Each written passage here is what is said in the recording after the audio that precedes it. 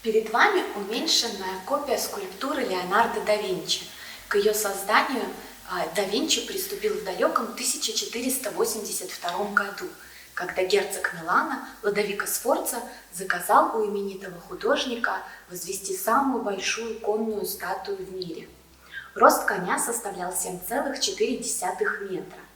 Спустя 10 лет Леонардо создал лишь глиняную модель, которая впоследствии была уничтожена.